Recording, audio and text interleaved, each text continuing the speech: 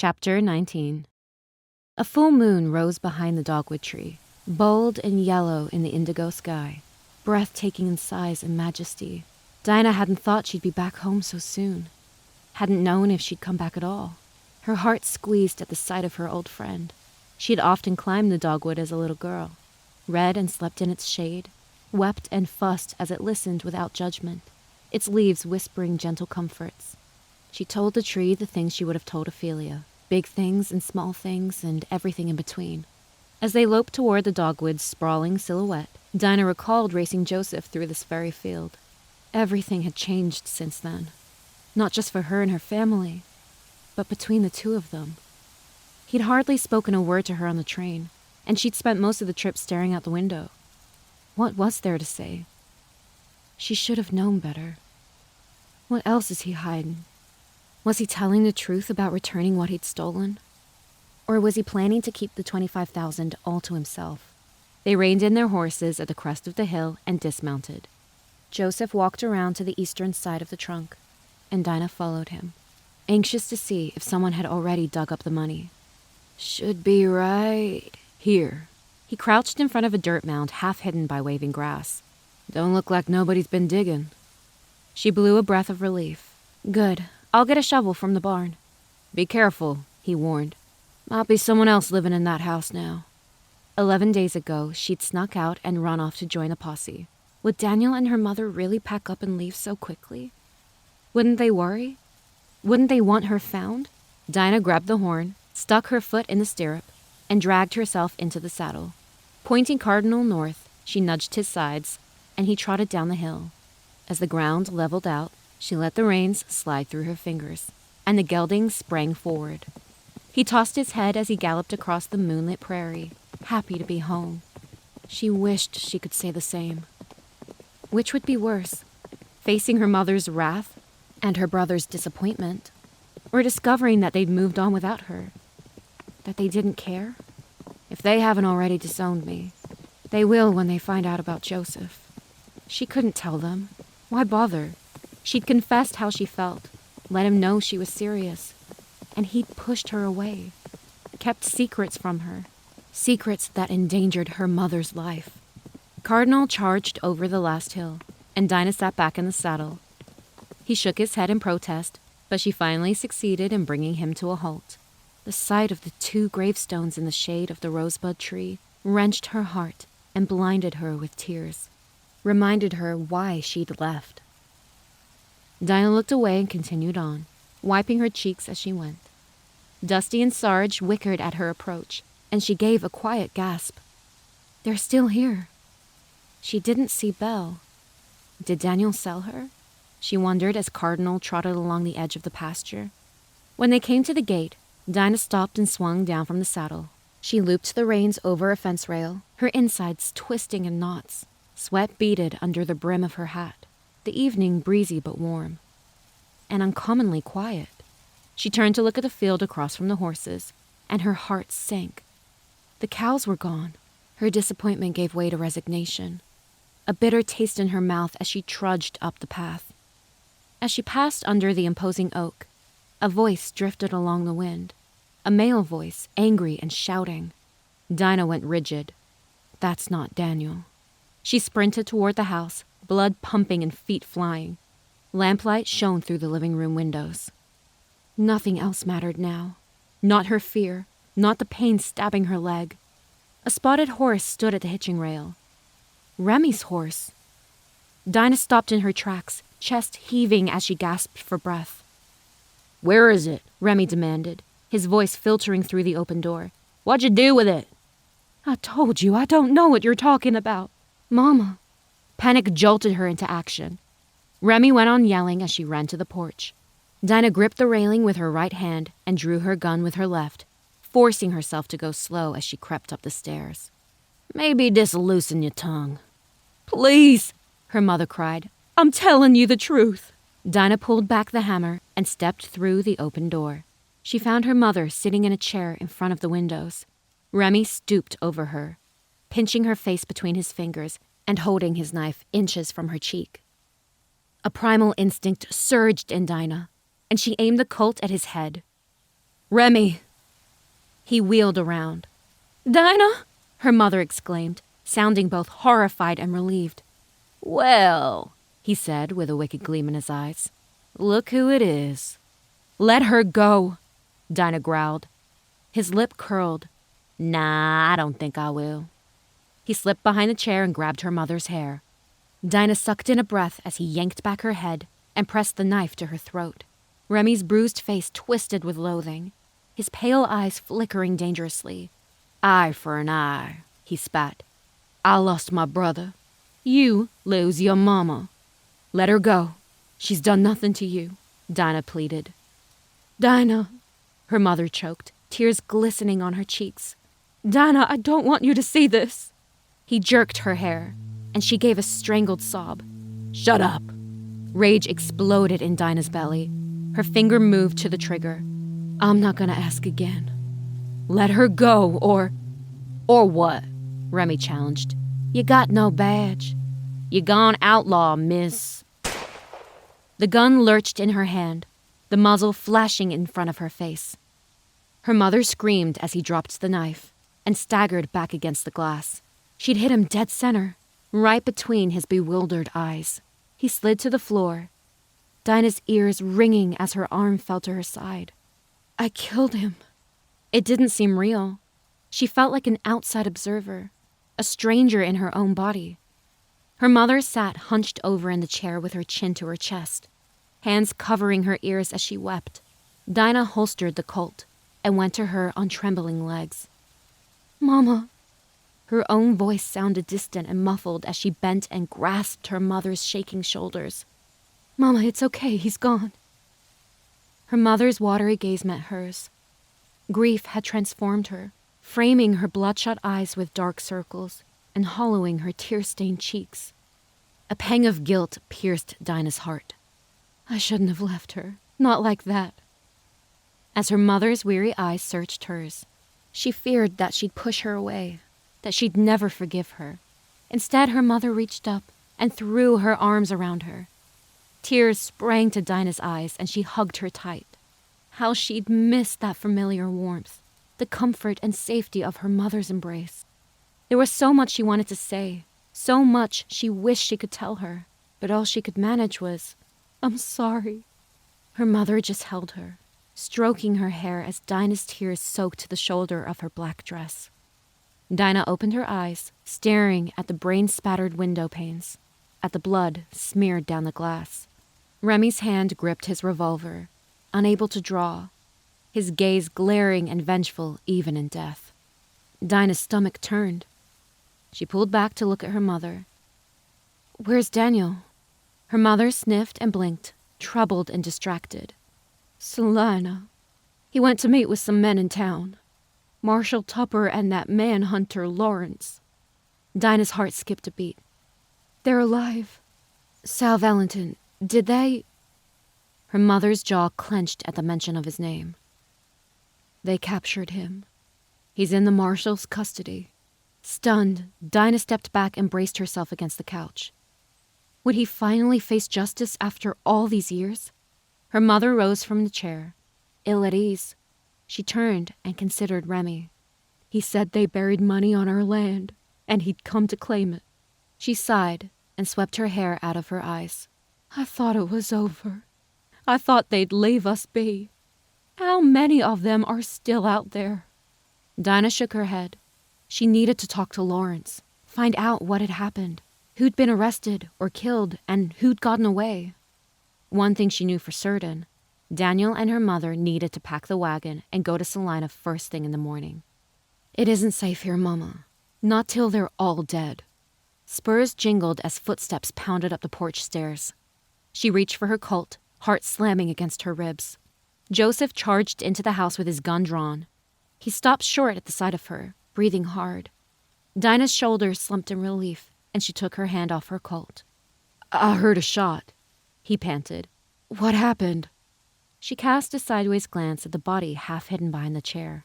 Remy came looking for the money. I told him to let her go, but he wouldn't. He was gonna kill her. Her mother stepped away, staring up at him as he approached the blood-stained windows. Joseph holstered his revolver, pushed aside the chair with his boot, and looked down at Remy. He rubbed his bearded chin and sighed. You did what you had to do. Hearing a grunt and a scraping sound behind her, Dinah turned toward the hearth.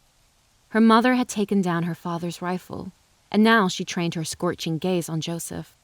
"Mama, no!" she cried in dismay. "You aren't welcome here," her mother growled at him. He held up his hands. "I ain't here to cause you no more trouble, ma'am." "You expect me to believe that?" she fumed. "After what you did to us?" I'm real sorry, ma'am, for all of it," Joseph said, his eyes racked with guilt. "Get out of my house." Dinah stepped between them. "He isn't with the gang anymore. He saved my life."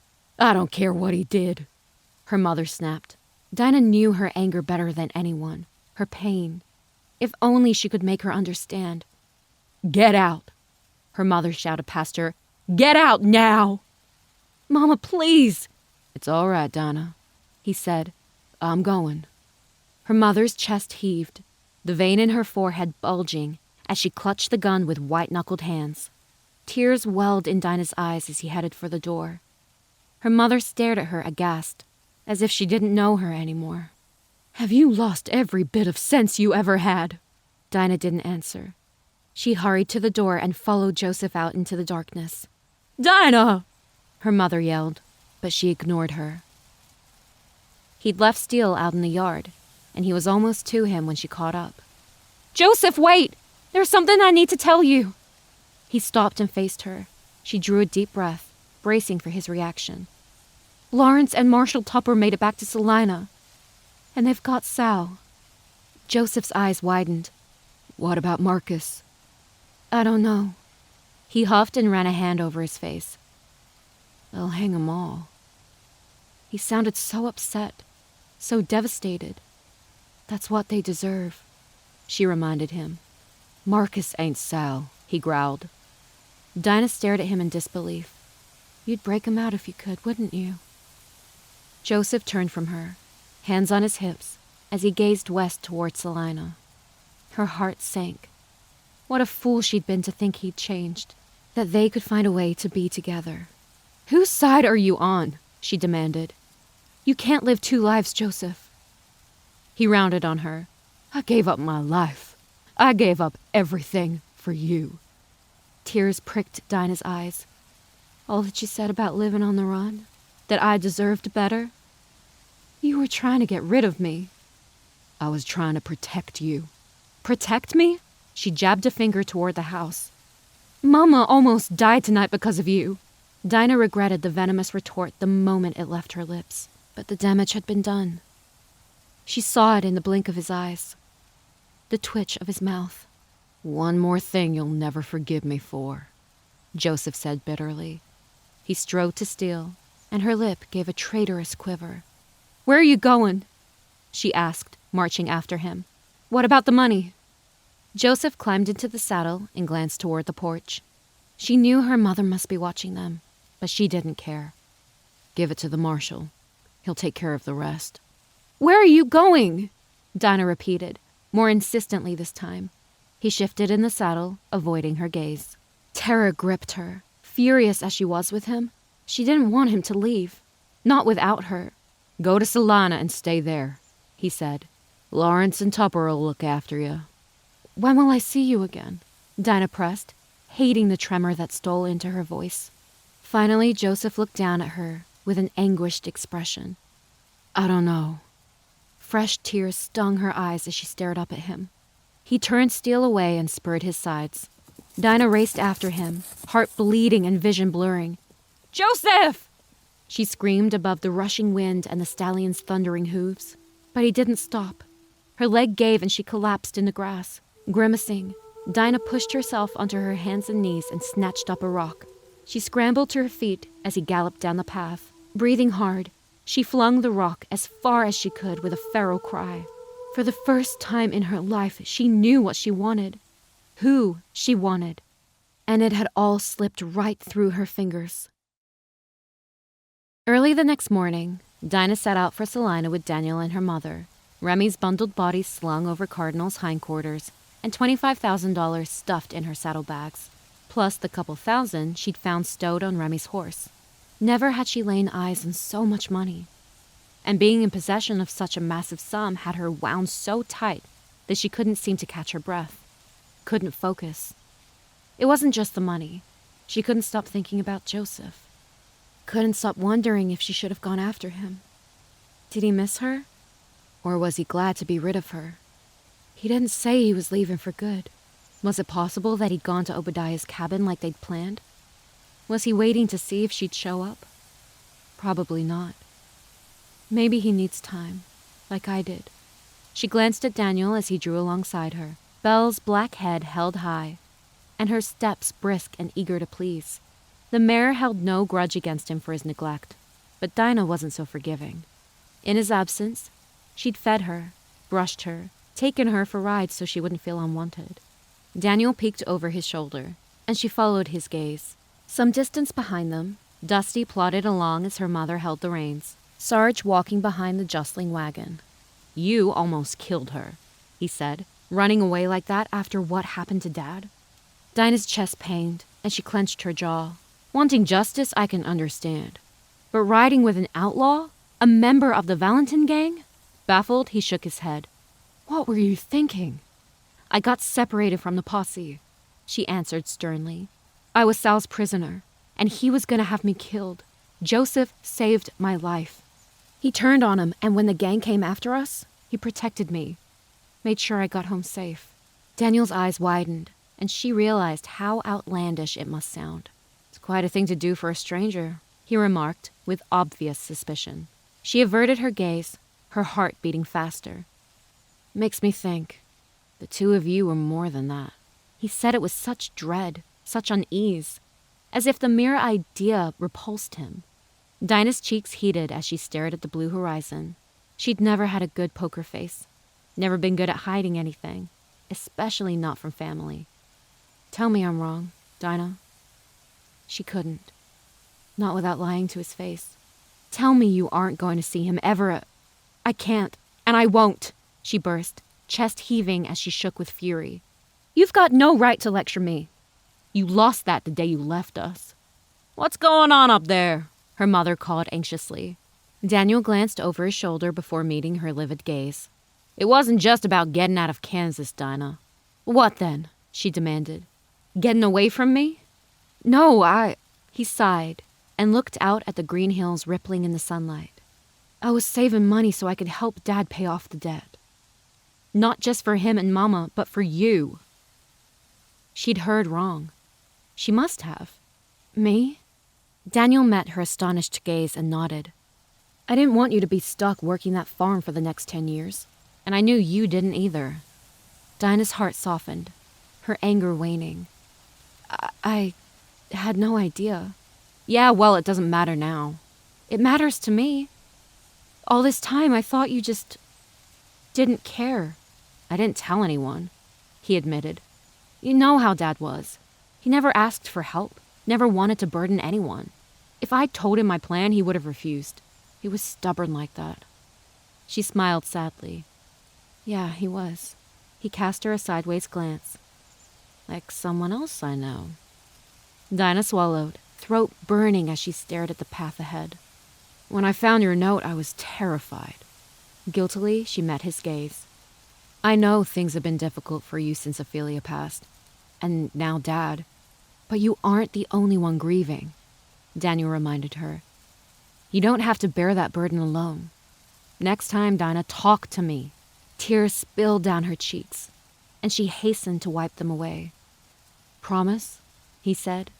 Dinah sniffed and nodded. It was good to have him back, to know what he tried to do for her. But he wouldn't be around much longer. With the cows already gone, all her mother had to do was sell the homestead. And today, she was going to meet with a man in town who was interested in buying. "You sure you want to face Valentin alone?"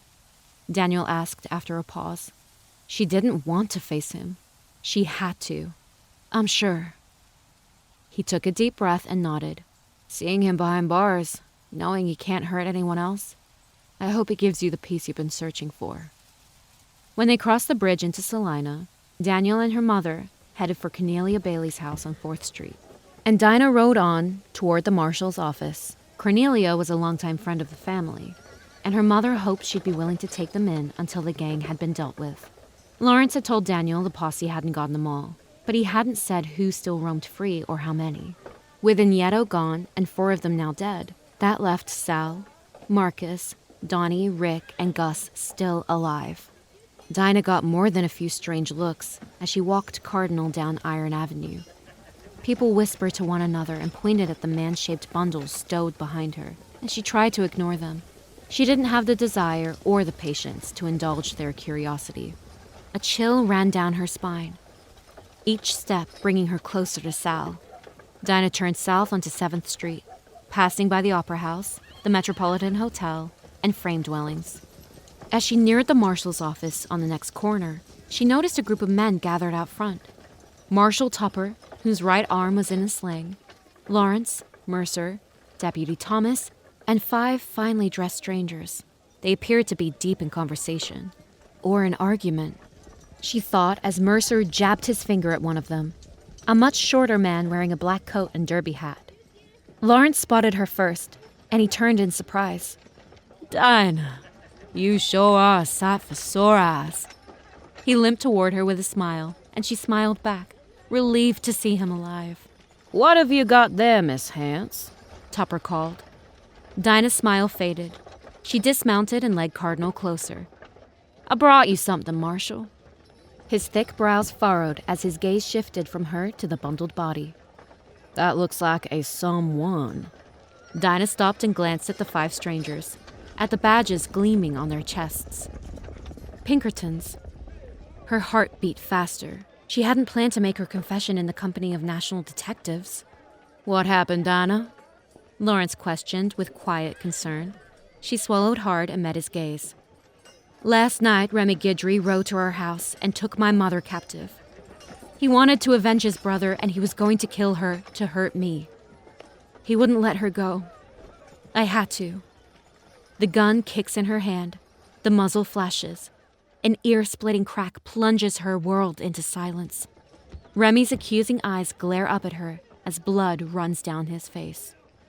Dinah's chest clenched, her insides twisting in knots. She blew a shuddering breath. "I killed him." The men looked at each other in astonishment. Tupper put his left hand on his hip and nodded at the body. "You telling me that's Remy Guidry?" "Yes, sir." His dark eyes studied her, his stern countenance softening. "I underestimated you, Miss Hance." She'd underestimated herself, what she was capable of when backed into a corner. Lawrence stepped forward and pulled back the sheet covering Remy's face. "Is it him?" Tupper asked. "It's him, all right. Heck of a shot, too. Right between the eyes." Tupper turned to his deputy. "Thomas, get him down from there and toss him in the cart out back. Have the undertaker come by." "Yes, sir." "There's a $3,500 reward for bringing in Guidry," Tupper told her. "I'll have it ready for you in the next couple days."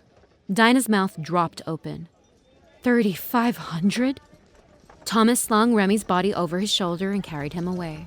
The money, she remembered suddenly. She hurried to grab her saddlebags. "That reminds me," she said, hoisting them from Cardinal's back. "I brought this. Half the money the gang stole from the bank in Abilene." They stared at her, eyes wide and mouths agape. "Where'd you get that?" one of the agents demanded. Lawrence shot him a glare out of the corner of his eye. "Miss Hance, this is Agent Cutler of the Pinkerton Detective Agency. You'll forgive his lack of manners. He's a Yankee." Dinah met Cutler's frigid gaze, his shaven face pale and serpent-like. "The gang buried it on our land. I didn't know till Joseph told me. He showed me where the money was." Mercer scoffed at that. Lawrence arched a brow at him. "You got something to say, Mercer?" "Yeah. She couldn't make a shot like that. I think Gray killed Guidry and took off with the other half of the money." Dinah's temper flared. "Gray?" Cutler questioned before she could retort. Mercer strutted toward her with insufferable arrogance.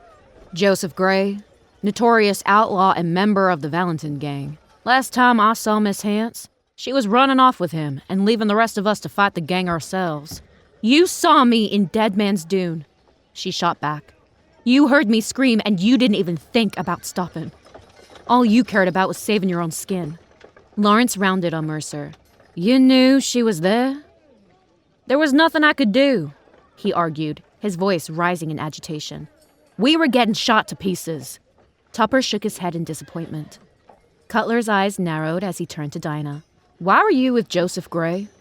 Lawrence moved to stand at her side, and she looked up at him in surprise. She was captured by the gang, and Gray turned on him. Saved her life. She was gravely injured, so when Valentin showed up, I told Gray to get her to safety. Where is he now? Cutler asked her. Dinah swallowed, the saddlebags getting heavier every second. I don't know, he left. He didn't say where he was going. And the other 25,000? He prompted. The gang has it. My understanding's that they divided it among themselves. That's enough, Agent Cutler, Lawrence said when he opened his mouth to question her again. This isn't the time for an interrogation. That may be, but she's the only lead we've got on Gray. Truth be told, Agent, Marshal Tupper interjected. I've had about all I can stand of you for one morning. If you want Rick Wallace and Donnie Guidry, you can have them. But Valentin stays with me. He's gonna stand trial right here in Salina. Cutler's icy eyes flickered with indignation. We'll see what the governor has to say about this. We sure will, Tupper replied, unbothered by his threat. With a final glare at Lawrence, Cutler turned and walked away, the other 4 agents following him. He's trying to take custody of Sal? Dinah whispered. Lawrence nodded. He wants to take him out of state to be tried elsewhere. Her eyes widened in alarm. Out of state? Tupper won't let him. She tried to take some comfort in his confidence. Marshal Tupper strode over to her with a rare smile on his face. You've done Salina proud today, Miss Hance. Dinah's heart swelled. Thank you, sir. She handed him the saddlebags, and he turned to his nephew. James, go to the telegraph office. Let the folks in Abilene know we've got half of their stolen 50. Mercer trudged to his horse, looking very put out. I'll take this to the bank for safekeeping until somebody from Abilene comes for it, Tupper told her. You rest up now, Miss Hance. Take it easy. You've earned it. Resting was the last thing on Dinah's mind. Mercer trotted away on his black saddler, and Tupper wasn't far behind him, sitting astride a big bay roan. His new horse, she supposed. Lawrence, Marshal Tupper mentioned Rick and Donnie. She ventured. What about Gus and Marcus? Still at large, Lawrence muttered. The knot in her chest clenched tighter. So 2 of them were still out there, one of whom had vowed to kill Joseph. Don't worry, Miss Hance, he assured her. They'll turn up, and when they do, we'll be ready for them. Brooks and Badger, did they make it? Dinah asked, dreading his answer. They did, but Brooks took the deaths of the others hard. I haven't seen him since we got back, and that was 3 days ago. And what about Dr. Hart? Safe and unharmed, he replied. She's quite a woman. Rallied the men in Beaver and got 'em to join the fight against Valentin. Without their help, I probably wouldn't be standing here. He turned to her and added, She came with us, you know, back to Salina. Dinah blinked in surprise. She's here? For the time being. She's staying at the Metropolitan. I'll have to pay her a visit, she said. First, there was the matter of Sal. Before I go, Lawrence, there's one more thing I wanted to ask you. Anything, Miss Hance. She took a deep breath and met his gaze. I didn't just come here about Remy and the money. You want to see Valentin, don't you? Lawrence frowned and stroked his mustache. I don't know if... Please, she implored with quiet desperation. He sighed, his shoulders slumping in defeat. All right. Lawrence held open the door, and she stepped inside Tupper's office. Sunlight spilled in behind her, dust floating in the air as she approached his desk. Her tired eyes drifted to the board on the wall, where he'd pinned her drawings of the outlaws. Sal, Marcus, Joseph. She swallowed, heart aching, as she frowned at her feeble attempt to capture his piercing gaze. He'd kept his word, left her every penny they'd buried under the dogwood tree. He wanted to make things right. Lawrence closed the door, shutting out the cool morning breeze. You ready? Mustering her courage, Dinah faced him and nodded. Come on, then. He limped toward the stairs in the far right corner, and she followed him.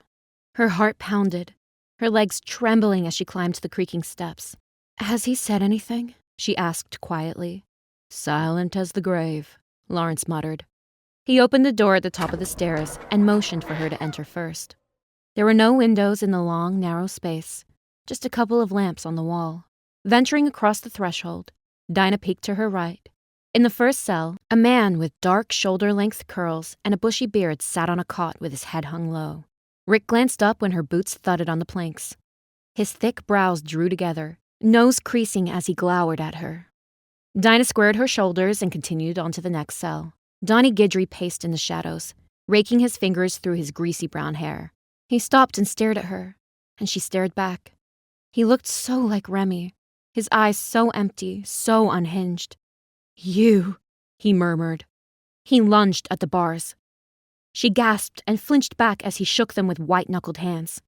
"You should be dead," Donnie raged. "You and all the rest of them. You'll wish you were when I get out of here. You little witch. I'll gut you like a fish." He spat through the bars, and it spattered onto Dinah's face. She recoiled in disgust, wiping away the saliva. Lawrence surged between them with his hand on his holster. "You do that again, Guidry, and I'll put you down like the rabid dog you are. I'd like to see you try, old man." She couldn't imagine how Donnie would have reacted to her if he'd been told about Remy. Lawrence frowned at her. "You all right, Dinah?" "I'm fine," she muttered, sweeping her fingers across her cheek. Slow, reluctant steps carried her toward the last cell. The air was warm, stifling. The flickering wall seemed to close in on her, the ceiling sinking toward her head. Steeling herself, Dinah drew a strangled breath and peered through the bars. Black eyes met hers, glinting in the lamplight. Sal stood like a statue, a gargoyle made of flesh and blood, calm and expectant, his hands hanging at his sides. He'd taken off his hat and coat and laid them on the cot in the corner. She'd hoped to find him on his knees, miserable and defeated. Her jaw clenched, and Sal canted his head. Dinah glared up at him, resisting the urge to squirm under his scrutinizing gaze. "I want to speak to Miss Hance alone." "Forget it," Lawrence said. Sal clasped his hands behind his back with an infuriating air of superiority, never taking his eyes off hers. Why is he so smug? What's he got up his sleeve? She couldn't leave this room till she knew. "I'll talk to him." "Dinah, he's got nothing to say to you that's worth listening to." "Maybe not," she conceded, but she didn't budge. Lawrence heaved a frustrated sigh. "Fine. But I've got to ask you to give me that gum, Miss Hance." She hesitated, loath to hand it over, but she had no choice. Dinah yanked the Colt from her holster and put it in his outstretched palm. "I'll wait for you right outside that door," he told her. "Don't be long." As he walked away, the frantic thumping of her heart muffled the scuff of his boot and the clink of his false leg. Blood pulsed behind her eyes, the lights blinking in and out. Lawrence pulled the door closed, and Dinah swallowed. "How did it feel?" Sal questioned with quiet curiosity. "Taking a life." The blood drained from her face. How does he know? Sal's eyes gleamed with delight. "You enjoyed it, didn't you?" "No." He grinned, and Dinah's hands balled into fists. "I had no other choice." "You looked at your situation, weighed your options, and did what was necessary. We aren't as different as you think." "I'm nothing like you," she growled. "Where would you be without me?" he replied, cool and composed in the face of her simmering rage. "Still stuck on that rundown farm. Too scared to leave. Those boots don't fit anymore, but you keep wearing them. You can't stop clinging to the girl you were, to the innocence you lost that day." Dinah's mouth went dry. Nausea crashed over her, her insides churning. "Yes," Sal purred, stepping closer to the bars. "I remember her. That's where your obsession began, didn't it? If you could get rid of me, the nightmares would end. The wound would heal. But now, you realize your pain won't die with me." A lump lodged in her throat as she stared up at him. His eyes glittered with twisted triumph. "What will you do when you have no enemy to fight? Nothing to distract you. Nothing to hate but yourself." Desperately, Dinah blinked back the tears blurring her vision. She'd buried that fear so deep. ignored and denied and focused every waking thought on tracking him down. Always hunting, never resting. If she didn't stop to think, she didn't have to ponder life after him. Dinah looked up, meeting Sal's imperious gaze with bitter defiance. You can't stand it, can you? You thought you had Joseph in the palm of your hand, that you could make him dance like a puppet on a string. And he defied you. He chose me over you. Is that all it took to blind you to the truth? Her brow furrowed. What truth? All these years, you've blamed me for that girl's death. Her name is Ophelia, she snarled. And you shot her, I saw. You saw what you wanted to see. Dinah blinked, a strange sense of dread tying a noose around her neck. Sal turns around, a revolver in his black-gloved hand. He walks away without a word, leaving Ophelia lying in the dust-clouded street. She didn't see him pull the trigger, didn't see Ophelia fall. I didn't kill her, Sal said. Joseph did. She gaped at him in horror. He'd pulled the lever, dropped the floor out from under her. Bills lay scattered in the dirt, more fluttering around her head. There's so many. Where did they come from? Who dropped the money? You're lying, Dinah spat. A wicked grin split Sal's face. He leaned in close, reveling in her distress. Am I? Why don't you ask him? He might as well have plunged a knife into her chest. Dinah flew at him with a savage cry, but Sal retreated beyond her reach, leaving her clawing at empty air. She grabbed the iron bars and threw herself against them. Liar! She shrieked. You're a liar! The door burst open. What's going on in here? Lawrence exclaimed. Fresh tears stung her eyes as she sagged against the bars. Dinah, come with me, come on. A strong arm wrapped around her waist, and she caught a final glimpse of Sal's devilish grin as Lawrence dragged her away from his cell. She didn't care to resist, shaking so terribly that she could barely stand. I knew this was a mistake, Lawrence grumbled, half carrying her toward the door. Where you going, little fish? Donnie jeered. He killed her, Dinah thought, too distraught to pay him any mind. He killed Ophelia. Easy, Lawrence warned as he helped her down the stairs, one at a time. She choked back a sob, clinging to him for support as her legs threatened to buckle. When they reached the room below, Dinah tore from his grasp, yanked off her hat, and threw it onto Tupper's desk. Heaven's sake, Miss Hance, what'd he say to you? Lawrence asked as she paced. He knew, Dinah muttered miserably. He knew, and he didn't tell me. Who? She buried her face in her hands and let out an anguished groan. Fool. What a fool I am. Back and forth she went, weeping and smacking her palms against the sides of her head. Dinah, stop it, Lawrence admonished, striding toward her. Stop. He grabbed her elbow. She took a blind swing at him and he caught her wrist. Get off me, she cried, lashing out in a grief-addled frenzy. Get off! Lawrence pulled her to him. She beat her fists against his chest, but that only made him hold her tighter. Dinah collapsed in his arms, sobbing so violently that she couldn't catch her breath, convinced that her heart would rip in two. It's all right, Lawrence said. It's gonna be all right. But it wasn't, and it never would be.